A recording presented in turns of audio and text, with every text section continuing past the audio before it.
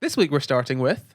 A wee review. That's right. A nice wee review. Yeah, very good. There we Very go. good. Speaking of very good, it's called Very, Very Good. It's got 5 stars there. And it goes on to say, the most amazing podcast to listen to as the world falls into shambles. Smiley face. Oh, That's good one way to Lord. put it, isn't it? I mean, look, if the world is ending, you're lucky you've got SCI GUYS by your side. Just picturing like an apocalyptic film where the goal is to find the last surviving iPhone that has all of SCI GUYS downloaded on it. We put one episode onto a cassette. Yeah. And the quest is to find the one cassette with the one SCI GUYS episode on it. I don't know. Do you know Harry Potter where during the Resistance they've got that radio show that they're doing? I feel like that's what we do during an apocalypse. Potter Watch. We're hunkered, Potter Watch. We're hunkered down, right? we're on some like What would tinny your old nickname radio. be? Oh, What's your nickname? I mean, if J.K. Rowling wrote it. Yeah, go on. No, okay. So the rest of the review goes on to say, very distracting. Makes me stop thinking of Captain Clementine and RBG dying along with our rights. Anyway, very soothing to listen to. Would recommend 10 out of 10 to fall asleep to. What a heavy review. It was very heavy. You Yeah. saved it by the end, There so we go. it's perfectly fine. Why don't we start the show? Let's start the show. Let's start the show.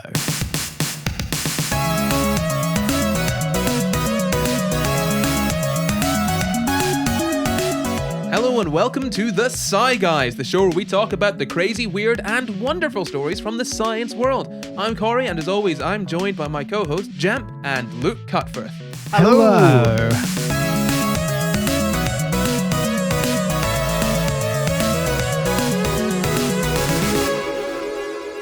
This week, we're talking about something that might drive you just a little bit mad. Well, drive you Ooh. a bit mad. Yeah, drive me a bit mad. Luke, why don't you demonstrate for us? Well, so I actually, look, hands up. Usually I don't know the topics of this podcast, but Corey told me to bring a snack to the podcast for the first time ever, Wait, and I knew hold on. exactly what we're talking about Did you today. spoil the episode before we began recording? Is that what you're saying? He literally did. In the text chat, he literally spoiled it when I asked him to bring snacks. Okay, so I know Corey has this thing, and he asked me to bring snacks. So, Corey, are you prepared? I don't want to do this. If you don't like the sound of eating, then turn down your volume for roughly 10 seconds now.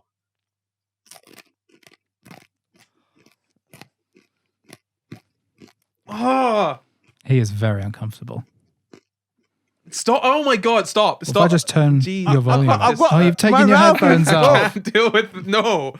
Oh, that was horrible. I'm okay. still going. I'm You still still going? going. Okay, I'll try. I I'll need try to some more. finish my mouth full. Right.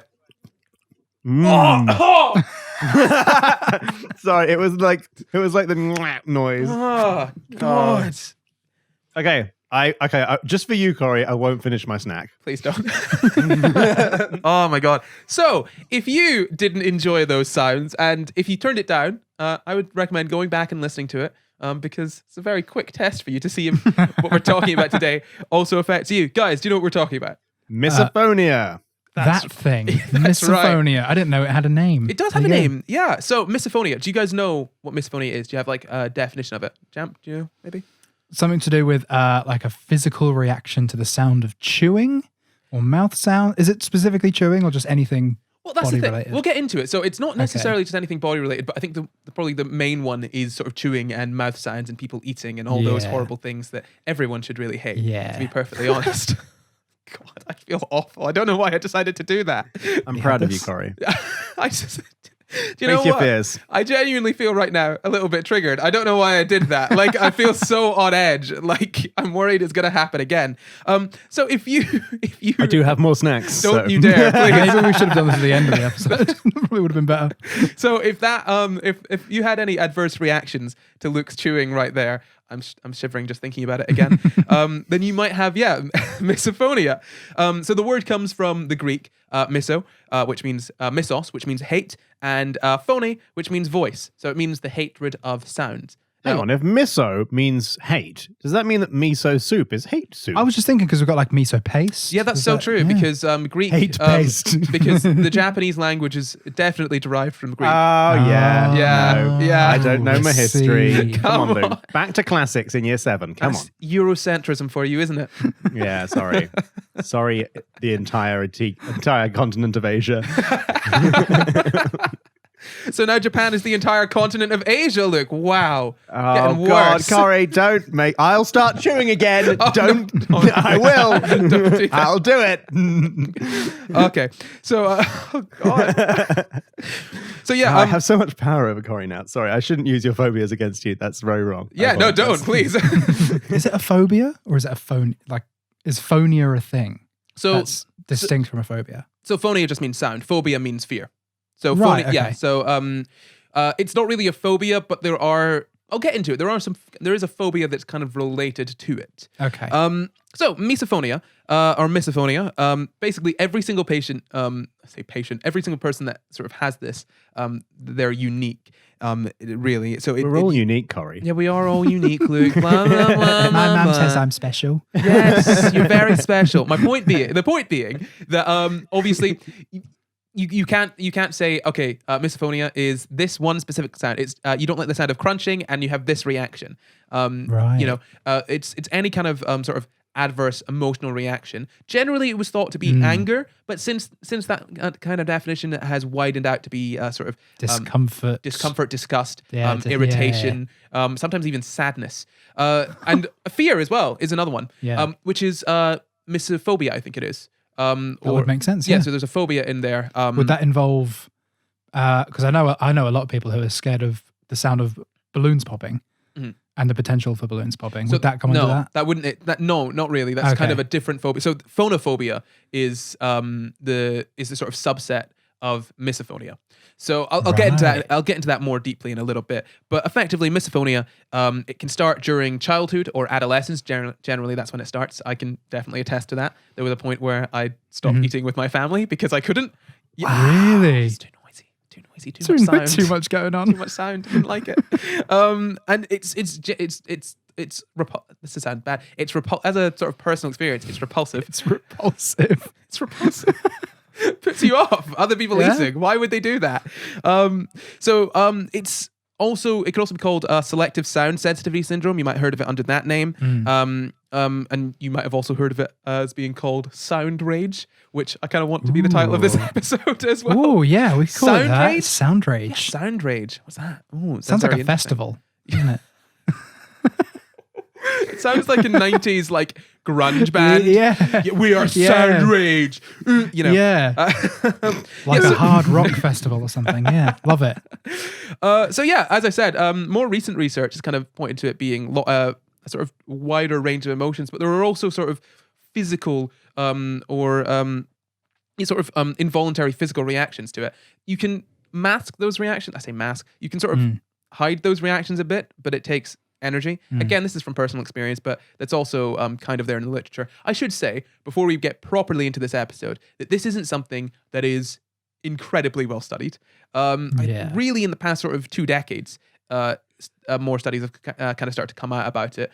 And that obviously puts us in a really awkward position where there aren't many large-scale studies for us to look at.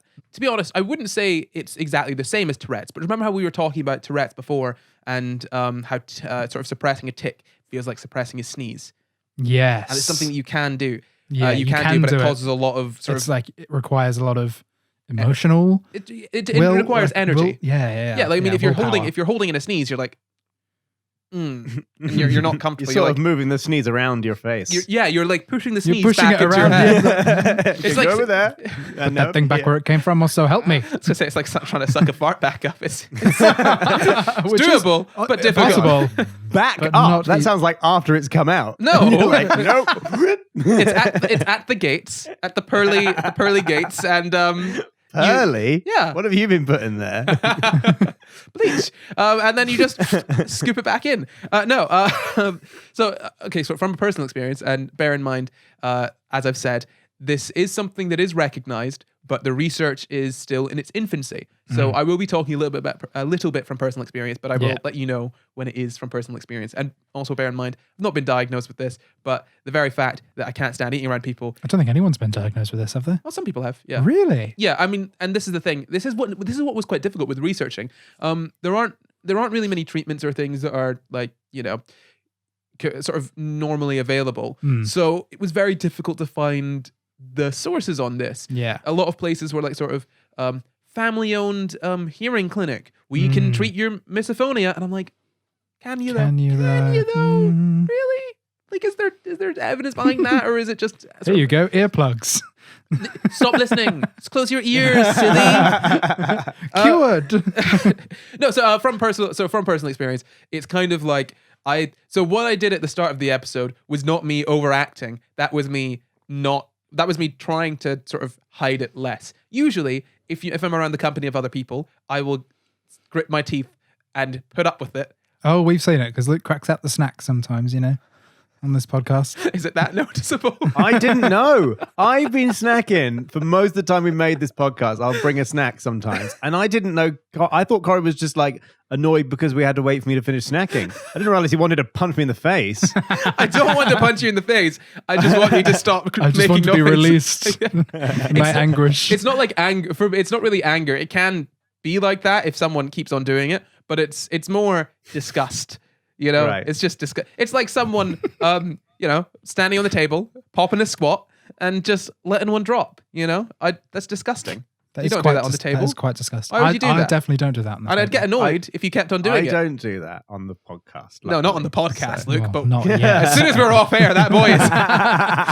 He is not in his own house because of the quarantine. No. He is in his own house for completely different reasons. A SCI Have to Guys hire a enforced cleaner every lockdown. week. Every single week. I mean, she was making some serious money. That's where the I Patreon money was know, going. I That cleaner. know. Paid by the hour as well. She was making bank.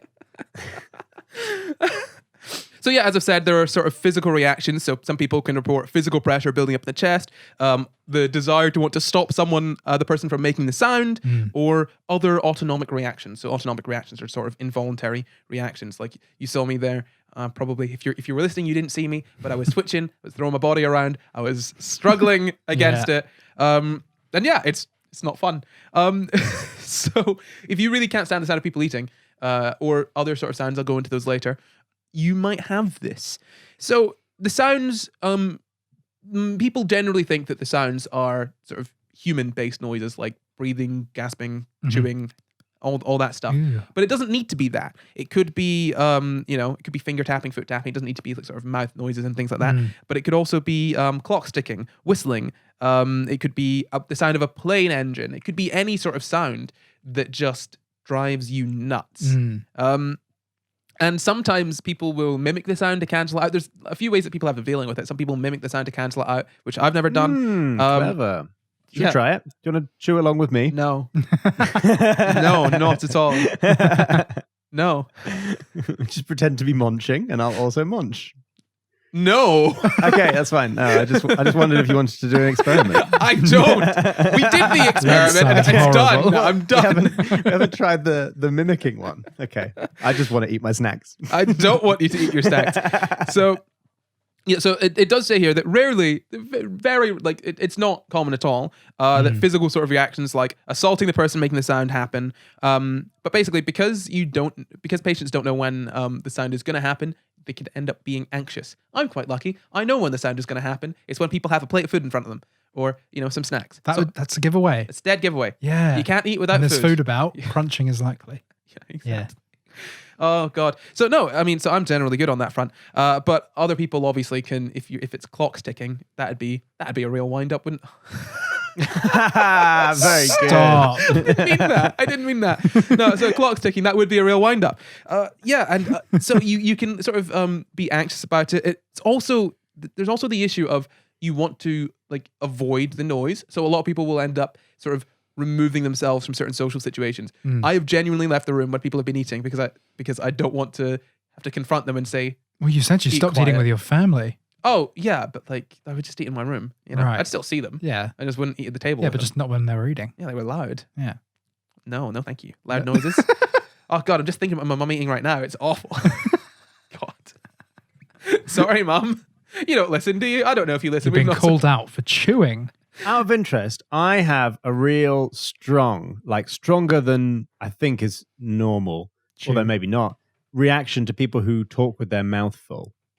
Like, I really get like angry and snappy when that happens. I'm guessing because that actually has a genuine, like, there's a genuine reason not to eat with your mouth full because you might like spit food everywhere. But Is I it- like There's like social etiquette tied to that, though, isn't there? Yeah. It makes me really mad.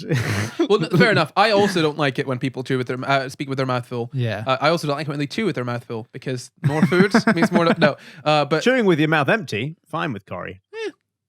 yeah, no, that's fine. Yum yum. Chew is actually. Go ahead, Luke, and chew. This is another experiment. Yum. Chew with your mouth empty. Okay.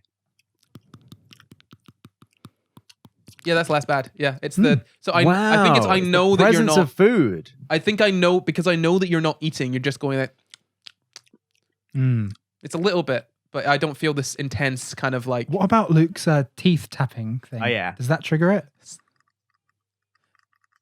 I think because he's not in the room, it's fine. Maybe. Yeah. I think when the thing that the No, it's audience the- is it's the- missing. The thing the audience is missing is that is really loud. yeah, In it's really person, loud. yeah. That's the issue. I think I'm sorry for being the problem, guys. you're not the problem. Luke. Maybe the problem is just Luke. Maybe, no, it's don't say not. that to No, him. It's not. I was joking. Can he see? Oh, he can see us. Oh, never He mind. can, yeah. We can't use our secret code anymore. No. We need to go back to just the webcam. So yeah, this is the issue. People will kind of restrict, remove themselves socially from certain situations, and it can be physically uncomfortable. It can be emotionally uncomfortable, and supposedly can lead to reduced quality of life if it's very Right. extreme. I mean, if you think about it, absolutely. yeah, I mean, Yeah. if particular noises, very particular noises, and that's the thing. These noises are incredibly specific. If those just rile you up and make you like so uncomfortable or disgusted or angry or upset, then it's very difficult to go about your normal life. Yeah. So So it does negatively impact the person who has misophonia. Yeah. Because I came into this thinking, oh, you're just a bit uncomfortable with chewing. Like, get on with it, you know? yeah, But if it's get on with it. Well- You feel a bit uncomfortable. No. But if it's causing people to want to remove themselves from social situations, then yeah. that's I a used different story. I just assumed that most people didn't like the sound because there's a whole thing of don't speak and with your mouth full. why wouldn't? Yeah, And exactly. like, It's oh, don't chew loudly. vaguely relate to that. And I was like, oh yeah, that makes sense. yeah. That adds up to me. Yeah. So I guess everyone doesn't like this. And this whoever is making noise while chewing is just incredibly rude. And I realized, oh no, I'm broken. Yeah. Literally, it was I was speaking to our friend Connie, who is not a friend of the pod. No, not at all. We don't like her. No. Who? What? Connie. Oh, right. Because she's not been on the podcast. She's not been on the. Sure. Yeah, I'm joking. I was like, which of us hates Connie? What's going on? What the hell? Like a drama James? podcast. I all swear of to a God, sudden. honestly, someone is gonna message Connie about this and be like, Connie, these guys said that they didn't like Do you know you. the SCI guys are talking trash about you on their podcast? The Wouldn't be science the first of time. hating Connie. Hypothesis. James hates My Connie. thesis. Yeah, so it was actually Connie that put me onto this. I was Yeah. like, I think Connie gave you misophonia. That's No. so insensitive. No. Well, Yeah. I was messaging her one day, and we were chatting. I think someone was making a loud noise while this was back when the world was open, so I was outside, and someone was making a loud noise eating. I was just messaging. I was like, "Oh man, this is winding me up." She was like, "Oh, you might have this," and I'm like, "Oh yeah," but like I went into it more. I was like, it's really frustrating when people eat. Do you feel me? And she was like, "Corey, you definitely have this thing." She was just like, no. No, No, your brain, that's just you. your brain sucks. Yeah, so it's not nice. And that's the thing. Like I said, it could be any sort of noise. It could be noises made by animals, sounds of engines.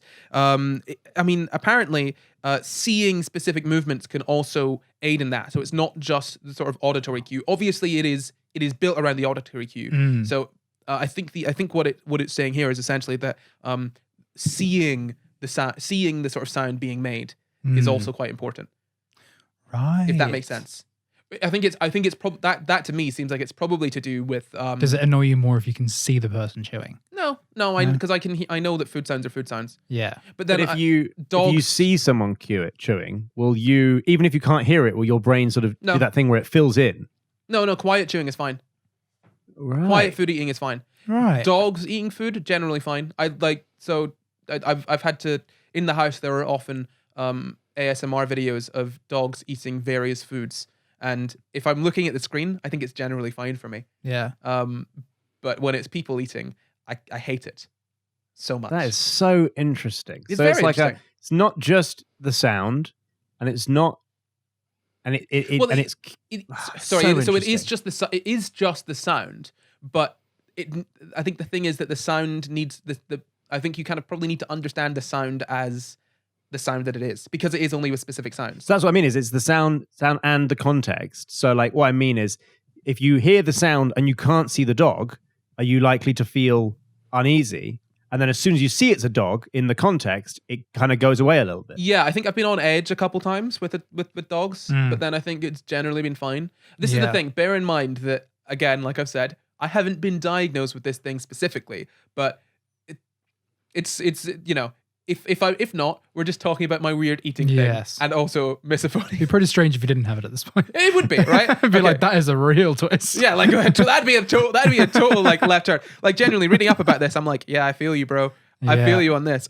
So, yeah, as I've said this many times, but let's just recap for anyone that might have got lost along the way while we're talking about other things. It doesn't need to be human sounds, and the sounds can elicit sort of any emotional response. But bear in mind, it is a specific sound. So it's not all sounds, it's just a specific set of sounds that really sort of get to a person. So it's actually similar to this thing called, you might have heard of it, hyperacusis. Hyperacusis?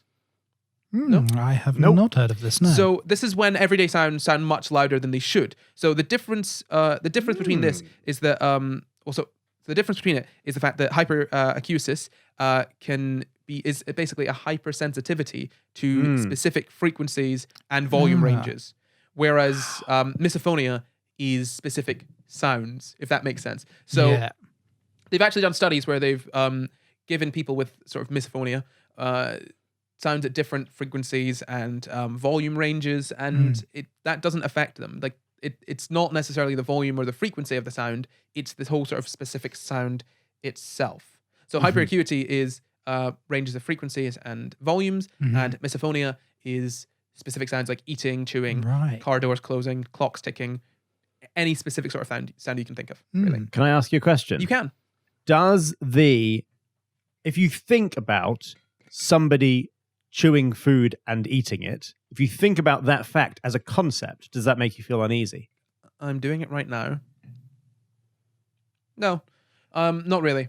Wow, this is so interesting. It's odd though, because if I think about it and I'm in that mindset, I'm like, oh God, that's annoying. But right now I'm feeling quite good, so it's fine. Okay, we're good. You know, I'm glad you're feeling good. Yeah, I'm feeling all right. Okay. Yeah, I've bounced back from Luke's horrible torture at the start. It's taken 25 minutes to recover. Yeah, it's not good. But I've also mentioned phonophobia. So phonophobia is a subtype of misophonia. Basically, it's a fear of the specific sound. So I had this with the "Are You My Mummy" kid in Doctor Who. I think that's different. So bad. I screamed and ran out of a house when someone played it. It was horrible. But that's a little different though, isn't it? Yeah. Because that's like a scary sound. You know? Well, it's a kid going, "Are you my mummy?" It's not a scary sound. Yeah, but it's in the context that I find it scary. Yeah, but that's why but then sounds aren't so a dog, a dog making a specific sound isn't scary unless, it's a dangerous dog. But if all the dogs you've been exposed to are dangerous, then in the context of your life, that's scary. The "Are You My Mummy" thing. All of the children in gas masks I've been interacting with have been then aliens with gas masks coming out of their face. So you are right. So in phonophobia, the dominant emotion is fear, basically. So it would be kind of any of the same sounds, but you've got a phobia of them, an aversion to them, one could say. So I guess that's similar to the balloon popping. My mum is scared of balloons popping, but she's kind of more scared of loud noises. Like she doesn't like fireworks. I guess with balloons popping, it's like an element of surprise as well that you might be scared of. Yeah. Yeah. I feel like the thing is with balloons popping, like you say, and with fireworks, they are literally just explosions. So yes, true. There does seem to be more it's not reason that weird to be scared of explosions. Yeah. Whereas with people just eating or smacking their lips or a clock ticking, it doesn't really. There's not a sort of general. Everyone understands why this is just a little bit scary sort of thing. You know. You feel me? Yeah, I feel you. Yeah. Good. Just as a question, Luke, does that "Are You My Mummy" thing still scare you? I think I rewatched it and I was fine, but when I think about it, I do still get a little bit of Is it scarier in your memory? Yeah. Than when you watch it? Yeah. Maybe I'll rewatch it. It's just like it was so scary. I used to lie in bed looking out my bedroom door, thinking that either one of those gas mask children was going to come up the stairs, or one of the Christmas Santa Doctor Who episode, like these evil Christmas Santas. One of them was going to come up the stairs and like turn and look at me, and that was it. For me, it was the Cybermen. For years. Like I didn't like the Cybermen. How many children has Doctor Who traumatized? The Cybermen would be fine if it wasn't for that one Cybermen episode where they basically won and they had to go to another universe or whatever. You know? Yeah. And like everyone got That was oddly dark, wasn't it? Yeah, it was too dark. People genuinely got turned into Cybermen in a horrific way. I'd never seen Doctor Who before. It's crazy because I sat down to watch it with some friends and I was horrified. I didn't want to be by myself. There's an episode of Rick and Morty that ends pretty much the same way. Yeah. Where their universe becomes so broken that they have to go to another one. Yeah. Well, but it turns out that Rick's done that loads of times as well. Yeah. He's just constantly leaving behind universes all screwed up. Guys, we finally hit peak science podcast. We've mentioned Rick and Morty. You really have to listen to Sci Guys to understand Rick and Morty. I mean, you got to. I think our IQ just went up about 200 points. I mean, we've been trying to make people smarter. We have been trying to make people smarter, and we've not mentioned Rick and Morty. That's funny. That's funny because he's a pickle. Rick. So, back to Misophonia. Yeah. Stop. I turned myself into a pickle, Morty. So it usually, like I said, it usually begins in childhood or sort of adolescence, that sort of age.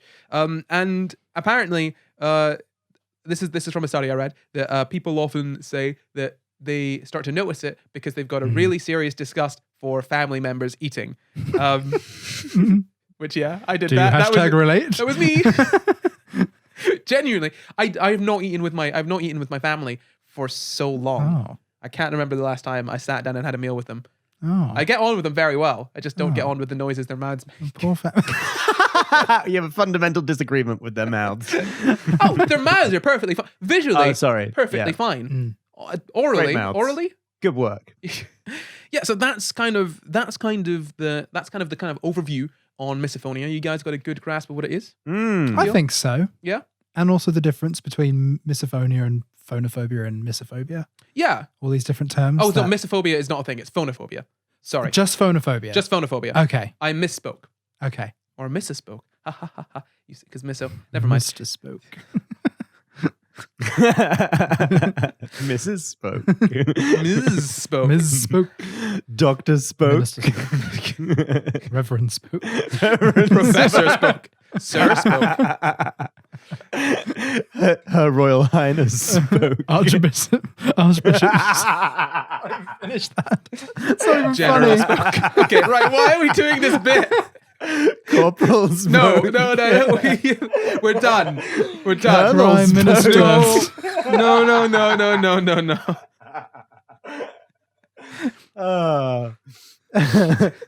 It wasn't even that funny. It wasn't. No, it wasn't worth it, but I had a great time.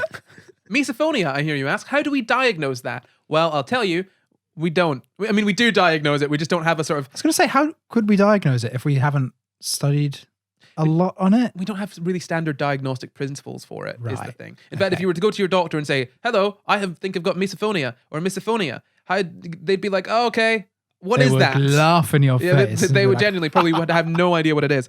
So that's the thing. In, I think, 2013, there was a large sample, 42 people with misophonia that were clinically characterized in a paper by Schroeder et al. And that was, I think I said, in 2013. So they used this to make the Amsterdam Misophonia Scale, which is a 6-item self-reporting rating scale to basically figure out the type and severity of the symptoms that you have. So I've sent that to both of you. I've got it here in front of me as well. So we can go through this together. And you know what? I'll tweet out a link as well if you guys like on the Twitter account. Here we go. We might be able to do this all together. Okay. Oh, I love this. Yeah, this it's fun, right? So, question number 1. I mean, I can just read this out. It's just so you guys have got it in front of you. You know? Yeah. If you need it. How much of your time is occupied by misophonic sounds? So how frequently do you think about the sounds? How often do those thoughts occur? So that goes from 0, which is none, up to 4, which is extreme. So that's greater than 8 hours a day or near constant thoughts about the sounds. Oh my god. That's like your whole waking life. It's like a full-time job. Literally about half of half the time you spend awake. So I would say, for me personally, that's probably mild. because I don't eat around anyone anymore, so I don't need to think about it. 2. What about you Mine is guys? I 0. assume you guys are both 0. Yeah. Well, yeah, probably 0. So I'll just from now on, I'll just say what my answers are. Remember, they go from 0 to 4, 0 being the least extreme, 4 being the most extreme. How much do these misophonic sounds interfere with your social, work, or role functioning? Is there anything that you don't do because of them? If currently not working, determine how much performance would be affected if you were employed. So I think I would probably be moderate. So moderate is definite interference with social or occupational performance, but still manageable. When I was working in an office, Right. my boss that sat next to me was the loudest eater in the world, and it made me want to pull my skin off. No. I just had to put in headphones and blast music. I've got noise cancelling headphones, and they are a godsend. Right. Yeah, genuinely. What would you count? Because sometimes I get quite annoyed with the sound of people talking over each other, which sometimes happens in my office, and then I have to put headphones in and blast it. But that, I imagine that might be something different. So I don't you say know. a bit annoyed. I feel like a genuine, like, visceral disgust. Yeah. You know? It's not really physical. It's more just like, this is annoying me. I need to drown it out with something. Yeah, there are noises that annoy me or Yeah. like that's like stress me out. Yeah. But this is a visceral sort of like So in my definitely in my like the gut, physical, in my chest. the physical Yeah, like, irritation. yeah. I mean I tense up if I hear it, Mm. and I can pick that sound out. So we could be sitting watching TV. Let's say we're all in the living room. We're sitting Yeah. watching TV, right? The TV's up pretty loud. I can pick that sound out of someone chewing. Really? Yeah, and I genuinely sometimes I'll just I don't stand think up. I ever noticed people chewing ever. Lucky you. It has to be really, really loud. Yeah, I can just hear it. I'm like I Yeah. know everyone's specific chewing sounds, and I know which ones are the worst. You know people's specific chewing sounds. Whose is the worst? Sorry. Call it out. No, I'm not. Is it me? No, it's not you. Well, Okay. it depends what you're eating. But no, I know but like I've got there's almost a scale in my head of like, oh boy, need to avoid this person because they're I about can't to eat eat next that. to this person. It's any person. I can't eat next to any of them. No. So number 3, how much distress do the misophonic sounds cause you? In most cases, distress is equated with irritation, anger, or disgust. Only rate the emotion that seems to be triggered by misophonic sounds, not generalized irritation or irritation associated with other conditions. So, Well, again, for me, probably none. yes, this is the thing. I'm somewhere between moderate and severe. So that's disturbing, irritation / anger / disgust, but still manageable. And between that and severe, which is very disturbing, irritation, anger, or disgust. Would severe be like when you have to remove yourself? I think I've got to. Yeah, so I think manageable would mean I can sit and bear it. Yeah. Which sometimes I can, but a lot of the time I will It's like, just leave. nope. Okay, so how much effort do you make to resist the thoughts about misophonic sounds? So how often do you try to disregard or turn your attention away from these sounds? Only rate the effort made to resist, not success or failure in actually controlling the thought or sound. This is interesting. So it goes from makes an effort to always resist up to completely and willing yields to all obsessions. I don't really have anything to resist. I'll go for a 2. Make some effort to resist. Because I'm not really sure. Number 5, how much control do you have over your thoughts about misophonic sounds? How successful are you in stopping or diverting your thinking about misophonic sounds? Can you dismiss them? So that goes from 0 to 4. I'd say 4, no control. I experience thoughts as completely involuntary, rarely able to alter thinking about misophonic sounds. Yeah, I can't. No control. I can't Wow. ignore it. I leave the room. I can't. Yeah, I genuinely yeah. can't ignore it. I mean, I very much struggled with the thought of putting myself through this today. And then number 6, which is the last sort of multiple choice question. Have you been avoiding doing anything, going at any place, or being with anyone because of your misophonia? How much do you avoid, for example, by using other loud sounds such as music? So this has changed a lot because obviously no one goes outside anymore. But generally, so it's a moderate avoidance, let's say. So that's 1 to 3 hours a day or frequent avoidance. Basically, because it's eating, it's very easy to avoid. Whenever anyone's Yeah. eating, I'll just not be there. So Just eat at a different time. I just eat at a different There time. you go. Lunch at work, just wear my headphones. It's Yeah, fine. there you go. It's fine. And then finally, what would be the worst thing that could happen to you if you're not able to avoid the misphonic sounds? I think Ooh. we watched me like At the very beginning of this podcast. Yeah, like there you go. like all Yeah. that, like Punch ugh. someone in the face. Well, no, the thing is, you don't want to ask someone, "Hey, can you stop making a lot of Can you noise?" please stop chewing. Because it comes off as being very rude, and I don't Yes. want to be rude. So I'm just like, well, I guess I'll die then. Very British, isn't it? Yes. Yeah, so that's the Amsterdam Misophonia scale. There are other scales, bear in mind, and there are some problems with this one. People have pointed out the fact that it focuses on disgust, anger, or irritation, and because we kind of come to the idea that there might be other emotional responses to it. I'm just hitting the mic here. We've come to the idea that there might be other emotional responses to it. So, that gives you an idea of kind of what misophonia is like and how it's characterized and maybe diagnosed by some people. So how many points did you get on that, Corey? How many points did I get on that? Let's see, 14. Okay, and what's the minimum for a diagnosis of misophonia? It's not quite as straightforward as that. This is just it just kind of generally rates how sort of your symptoms are. Obviously, the maximum here would be 4 times 6, which is 24. There you go. So I got 14, which is over half. Ooh. Yeah. So not the worst, but not great. Can't imagine what it would be like compared to my 0. It's quite bad, you guys both have 0 and I have 14. So yeah, I mean that's the thing. It's not like you fill out these surveys and instantly you've got a diagnosis. It's like when you go to the doctor and they give you the submit the survey to your GP. It's like, here you go. Here's the proof. Here's the diagnosis for you. It's like when you go to the doctor and they give you this sort of, here's your depression and anxiety sheet to fill out to see if you have that, and then we'll talk to you about it. Yeah. So it gives you a general idea of where you might be, and that's the thing. It doesn't really capture the entirety of misophonia because again it's evolving, so we're still kind of trying to figure things out, and obviously things will get better in terms of diagnosis as we go on.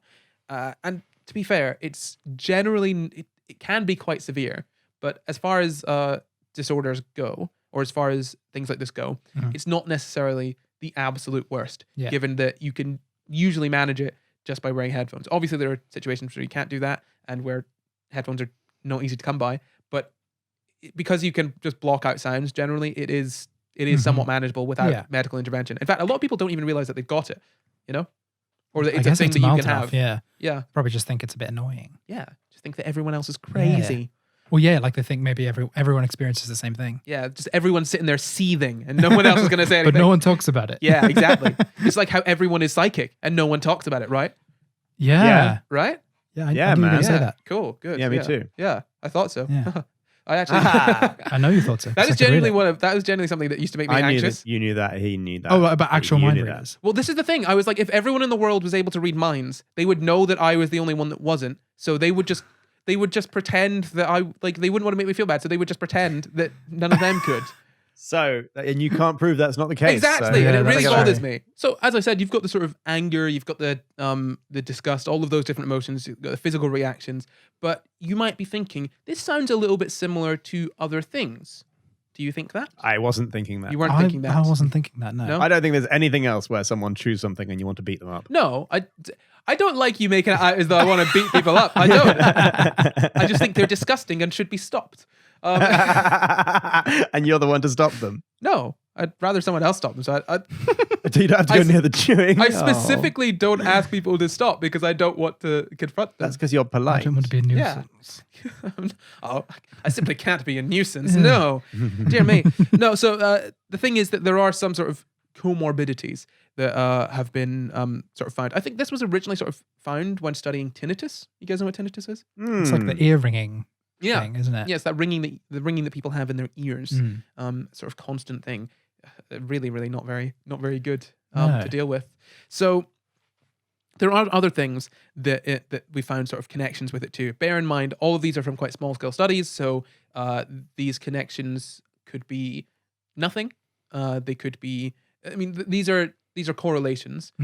They're not causal connections necessarily. Yeah. They're again from small sample sizes. So if we expand it out to a massive sample size of the world, we might not see that same sort of connection. Yeah. Yeah. Okay. So we find apparently, so some studies have found that apparently difficulties with emotion regulation and neuroticism might be risk factors for this. So if you have a difficulty controlling your impulses, or you've got you have difficulty controlling your behavior when distressed, that might actually be a risk factor for developing misophonia, which makes sense. Obviously, if you've got some kind of disorder wherein you've got difficulty with emotion or impulse regulation, Yeah. it makes sense that these impulses, when you hear a specific stimulus, are going to take over you a little bit. Yeah. On top of that, apparently 60% of patients with tinnitus also have misophonia, and 86% of tinnitus patients have hyperacusis, which is the one I mentioned earlier, which is sort of more blanket version of misophonia, if that's the easiest way of thinking about it. Yeah. Where everything's louder. Where things of specific Like circum frequencies or frequencies, yeah. volumes Yeah. feel. So it's like hypersensitivity. Yeah, it is kind of like a hypersensitivity. Yeah, and that's the thing. Misophonia can also be described as kind of a hypersensitivity to very specific sounds. And this is difficult. It's difficult to tell sort of people who have hyperacusis and just hyperacusis, and people who have just misophonia and people who have just tinnitus, because while they are quite different things, because it's not very well studied, it's very difficult to discern that from the current data. Yeah. And apparently, according to this is one of the things from the study that won the Ignoble Prize. So I'm just going to list off some things that they found people with misophonia also might have had. So mood disorders, 7.1%. People that they studied had mood disorders. Tourette syndrome, 4.8%. ADHD, 4.8%. Trichotillomania, which is where you pull your hair out, was 4.8%. Isn't that trichotillomania? Trichotillomania. I never read it out loud. Do you know when you see a word and you skim over it in your head, you're like, I know what that word means. I leave some syllables out. I will never need to say it out loud. I just won't. So say it again, Luke. Trichotillomania? 4.8%. Skin picking, 2.4%. Panic disorder, 2.4%. Hypochondria, 2.4%. And apparently, DSM Axis 1 obsessive compulsive disorder was diagnosed in 2.4% of the subjects, but more than half of the sample that they looked at, which was I think around about 40-ish people, met the diagnostic criteria for Axis 2 obsessive compulsive personality disorder. So that was about 52.4% of them met that. So there's from this, and again, small sample size, but there is potentially some relation between disorders of compulsion and misophonia, which makes sense because there are sort of like autonomic responses to specific input. Specific stimulus. There you go. So these people basically suggested that misophonia should be its own thing, which we'll get into in just a little bit. But of 52, if 52 misophonia sufferers in another study, so 30 were women and 22 were men, the most common comorbid symptom, which just means two diseases at once or multiple diseases at once, the most common comorbid symptoms reported by the people who had misophonia were PTSD in 15%, OCD in 11%, and I think that's major depressive disorder in 9.61%. Oh, and anorexia in 9.61% as well. So does that, so obviously this is a jump I'm making, but I was actually wondering earlier on, whether this was something where the current thought on it was that this was something genetic, like we're born with it, or developmental, or trauma-based, or is there any kind of suggestion that it's any of those, or a mix of them all? Lucky for you, Luke, we've just moved on to the next section, which is potential mechanisms.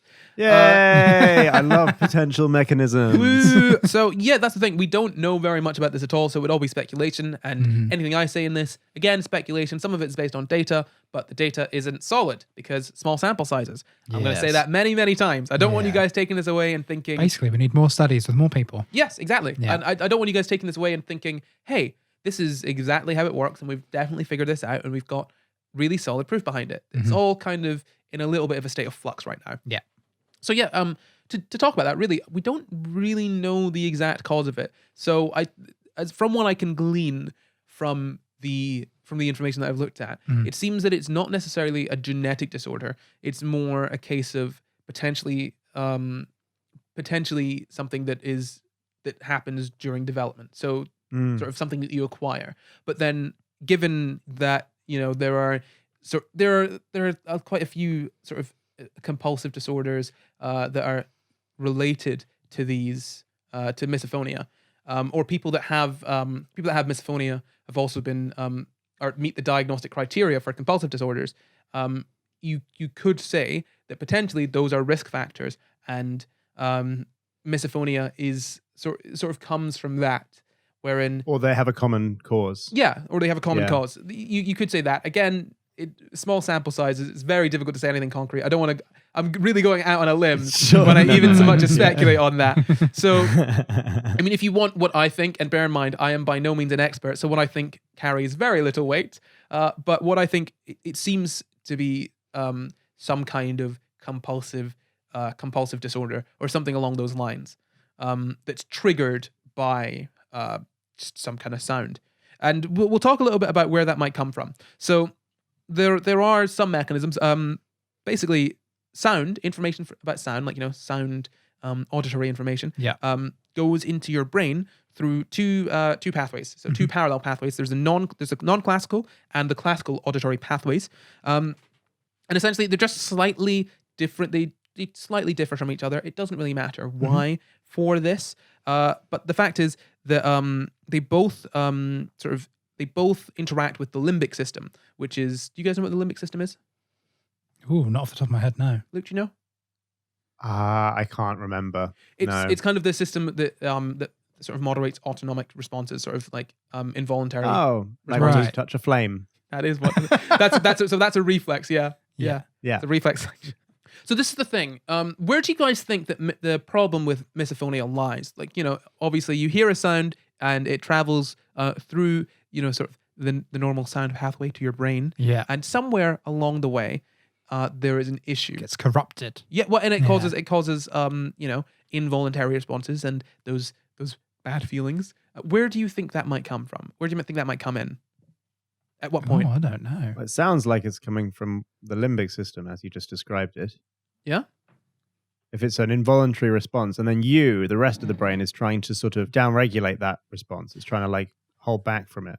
So this is the No? this is the thing. Yeah, you're pretty much right. So I was kind of leading you into saying that misophonia, people with misophonia have normal hearing sensitivity, which that's basically what you're saying right there.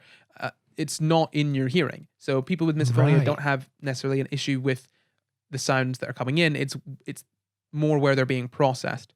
At least what I gather okay. from Yeah. studies I've read. They've done some studies where they've done MRIs that showed like sort of responses in the brain to certain sounds. And this is the thing. It's interesting. We don't have a specific mechanism for how it works, but we're pretty certain. We're pretty certain that hearing sensitivity is generally normal. Mhm. It's somewhere. There's some kind of crossed wire somewhere else along the way. And there were other sort of mechanisms for how it can be acquired, sort of thing. So there's associative and non-associative learning. Do you guys know what those are? You should know what at least one of them is. Is it where you make associations and that's how you learn? Well, yeah, kind of. So there's two kinds of Yeah. learning. There's associative and non-associative learning. So it's there's the idea that misophonia could be a kind of conditioned behavior, wherein you associate the sound with something negative, and that results in a consistent negative response from that sound. So that could be one particular that's one idea for how it works. But there's also the idea of non-associative learning, which results in habituation or sensitization. So the symptoms of misophonia could come from sensitized connections or shortcuts between the limbic, auditory, and autonomic nervous systems. Right.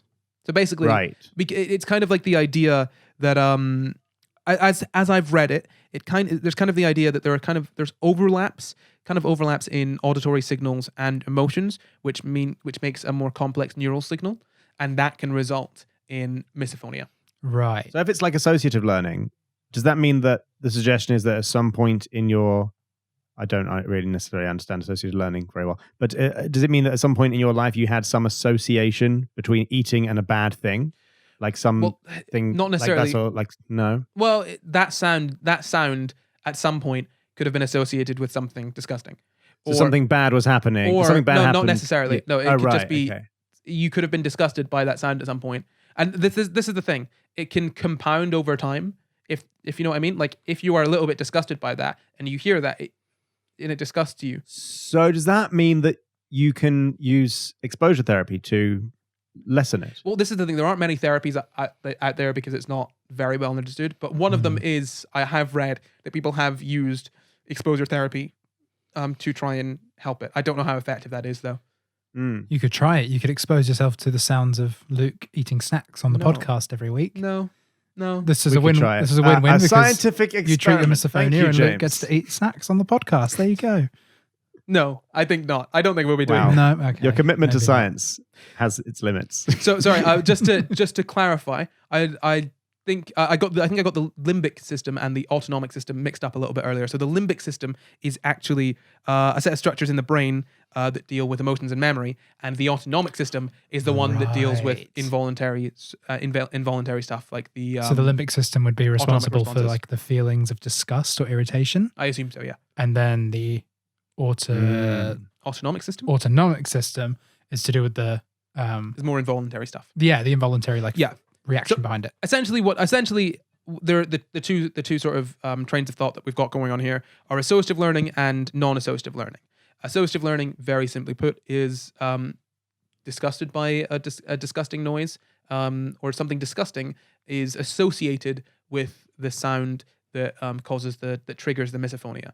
So let's say it's clocks ticking. At some point, there could have been something that made someone very frustrated or angry or caused a specific emotional response, or that caused a very strong emotional response while the clock was ticking. Those sounds got associated. Non-associative learning is more about sort of, I guess the simplest way to put it from what I've read seems to be sort of wires being crossed. So sort of basically, if you think about it sort of as a misfiring, there's a really like the sneeze reflex. Sure, yeah. Well, you mean with photic sneezing? Yeah. Yeah.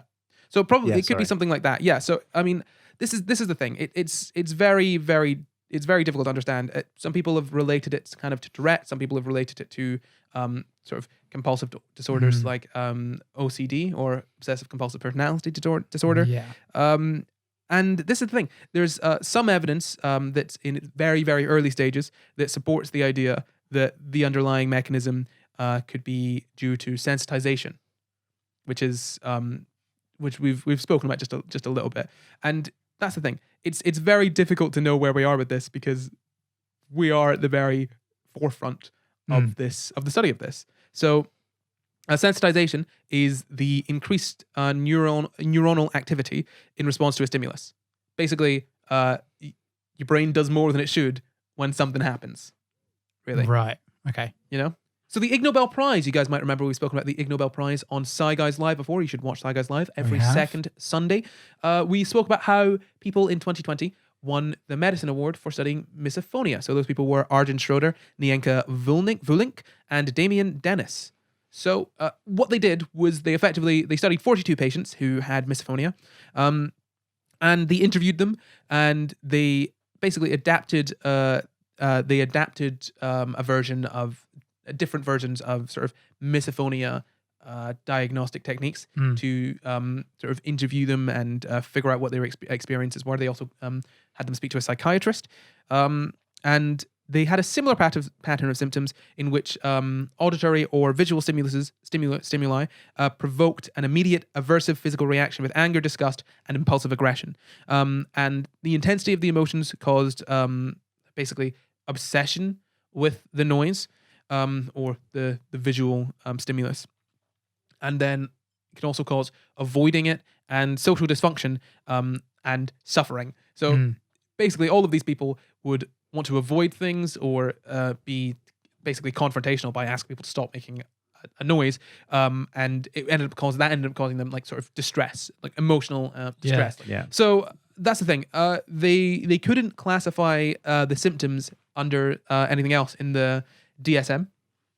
So the conclusion and the reason that they won the Ignoble Prize, because it's a bit funny to do a study on people who don't like the sound of eating, but so long as you're not one of the people that doesn't like the sound of eating. But well, that was the thing, is when they announced this, one of the guys on the team was deliberately eating loudly. yeah.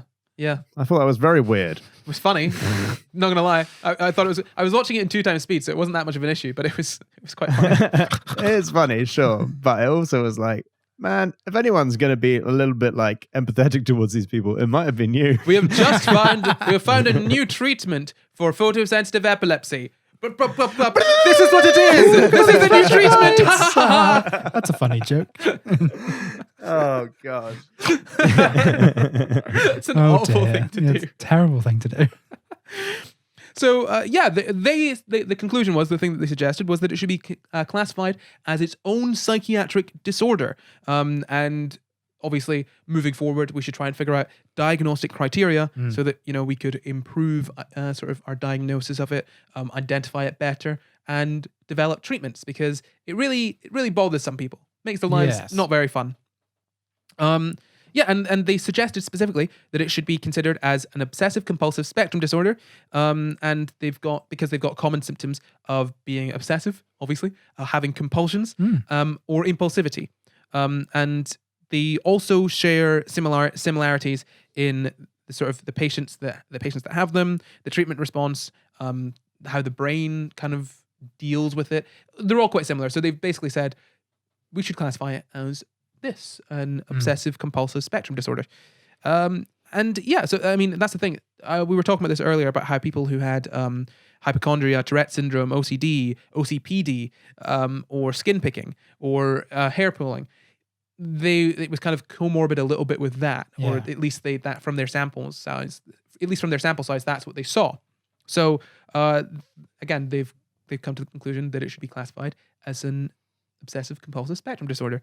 And that's the thing. That's what they won the Ig Nobel Prize for, which I think is quite interesting. Very nice. And hopefully, it might be added to the DSM. If it is, and I find out, we'll do a little update at some Hopefully point. soon. I mean, I don't really mind. Don't you? Well, I don't care. I mean, for other people, maybe I don't really mind. Yeah. Well, I mean, the thing is, the treatment options. Well, that's the thing. We're about to talk about the treatments now. So there isn't a known cure. But what do you guys think might be some treatment options for this? Luke, you got any ideas? We talked about exposure therapy. Yeah, exposure therapy. We mentioned so that briefly. There is exposure therapy, yeah. So anything else on top of that? Maybe deliberately, if you have a theory about how it might have come about, for example, if it was like a non-associative learning, like you could do some kind of reward treatment. I suppose that's kind of exposure therapy.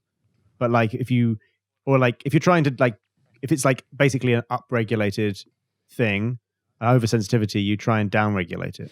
Yeah. From my very limited understanding. Well, yeah. So this is the thing. Like I said, sources on this aren't great because it's not very well researched. But this is what I picked up. There's something called tinnitus retraining therapy, which I've had a bit of a look into, and also CBT. So tinnitus retraining therapy and CBT at the same time have tinnitus retraining therapy and CBT have apparently been decent. But bear in mind, a lot of this is case by case, essentially anecdotal. There's not been a broad study on this. So TRT basically combines counseling and acoustic therapy to sort of reduce the annoyance or awareness of tinnitus. And that can be used with misophonia. So it says here that acoustic enrichment can be implemented with white noise generators, hearing aids, or a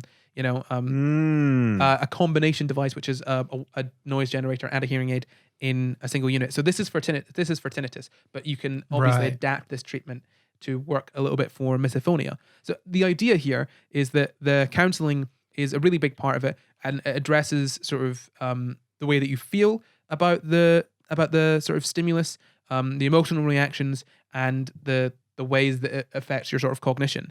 And basically, you basically educate the person and talk them through it. It's kind of a little bit like exposure therapy, but also it can so from what I can read here, it can kind of distract you a little bit from the noise and make it easier for you to not have such a strong reaction to it. So that's apparently quite good. CBT can be helpful, obviously, just dealing with the responses themselves.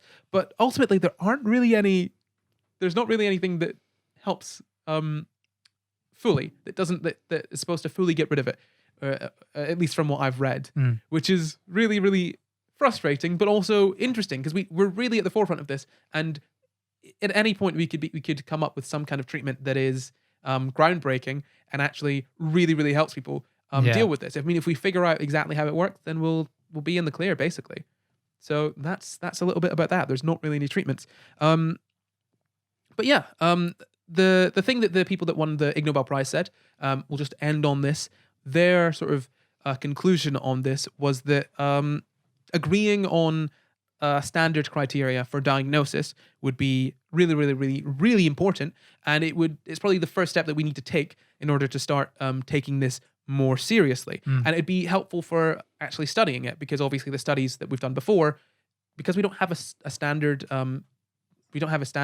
diagnostic criteria, they've all kind of used so there's kind of variation. So even if we were to do a meta-analysis of all of the data that we've got so far, we don't necessarily have it's not necessarily one distinct group of people that have misophonia and another distinctive group of people that don't.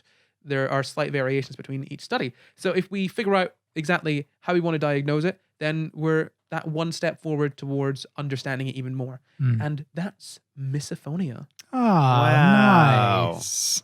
Yeah, so what do you guys think, huh? Do you feel bad for people that can't be around other people eating anymore? Oh, yeah, I do feel quite bad. Yeah. I'm going to watch my chewing from now on. Yeah, you guys better watch your chewing. That's exactly why I did this. Just as a long-winded way. It's just a big message being like, you chew loudly. Yeah. I made all this up. It doesn't exist. I just can't stand your chewing gum. I just want to say that actually, on Sunday just past, we had a very, very lovely time celebrating 100 patrons. We did. We did, didn't we? We did a celebratory patron-only live stream. We live streamed to our 100 patrons, and we talked to a few of them. Some of them called in.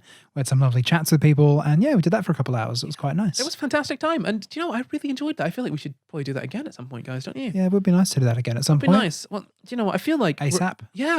We're very close to 10,000 subscribers on YouTube. We are. What are we at? So we're at 9 point something right now. 9,443 at the time of recording. At the time of recording. So I think, and I'm just going to bring this to you guys without actually talking to you about it beforehand at all. I think it'd be a great idea if we did another celebratory live stream for everyone when we hit 10,000 subscribers on YouTube. A 10,000 subscriber special live stream. That's true. Yeah. And if you're a patron, you can call in to that live stream. So everyone will be able to watch it, but patrons, you'll be able to call in and join in the fun. So if you want to be a patron and make sure you get the chance to call in, you can head over to patreon.com/SCI Guys, where you'll get that and a lot of other things. What else will they get, guys? Well, there's bonus episodes there. They go up every month. It's a whole extra episode every single month. Imagine Suggest that. and vote on topics for the show. You'll also get to have access to every single SCI Guys live ever. Every single one. Every single Also, one. early access. We recently put up some early access to a new series. Yeah, so actually, if you've seen the new SCI Guys Y series and you've thought it was quite good, then you should really join Patreon, because you could have seen that weeks ago. Yeah, there's early access stuff that goes up, and there's also some bonus clips from episodes that don't make the cut. Not because they're not good enough, because they're too good. Because they're too good. They blow your heads. Only for patrons. No, really, they're probably my favorite parts of the episodes. So yeah, head over to Patreon, sign up, and make sure that we get to 10K as soon as possible, and we'll do another stream. And hey, do you know, if we hit 150 patrons, which we're actually not that far away from, we'll also do a stream. So whichever one comes first. Wow. Yeah. So much streaming. Yeah. Wow, we'll be streaming all the time. But don't forget, we're also doing SCI Guys Live every second Sunday. I was going to say every single Sunday. Every second Sunday on our YouTube channel. So check that out too. Is that all we've got, guys? The next stream is on October 18th. Well, I do have one more thing that I want to add. We've got a lovely little Discord. We've got some special areas for our patrons. We do. We've got a nice little Discord community going, yeah. We do, yeah. But don't worry, you don't need to be a patron to get in. You can go to the Discord link, which will be in the description, and you can have fun over there.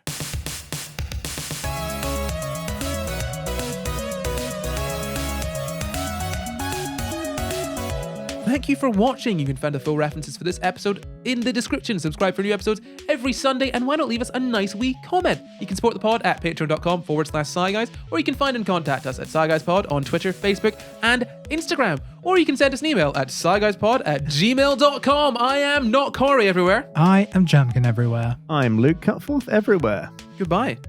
Goodbye. Bye.